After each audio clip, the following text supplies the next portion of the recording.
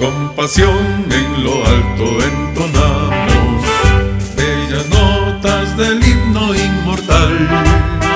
Con honor y fervor bicentenario exaltamos gloria y gloria a ti.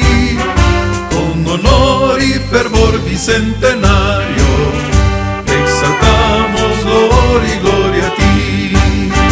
Eres templo de ciencia y virtud, que derramas en mí tu bondad, pues aclaras nuestras inquietudes con amor, con saber y verdad.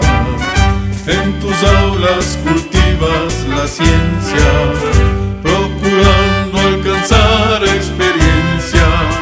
Con pasión y alegría elevemos su bandera de flama inmortal, cual quilico que alcanza senderos como muestra de su libertad.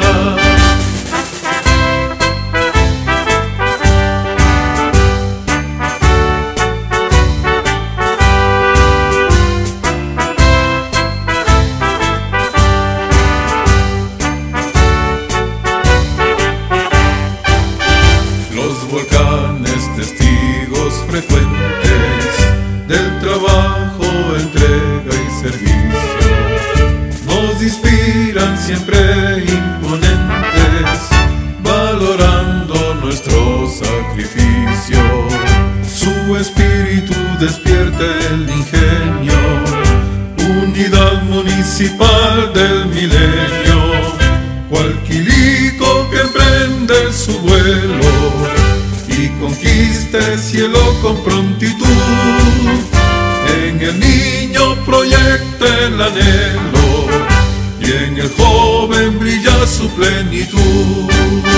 Con pasión en lo alto entonamos bellas notas del himno inmortal. Con honor y fervor bicentenario exaltamos gloria y gloria a ti. Con honor y fervor bicentenario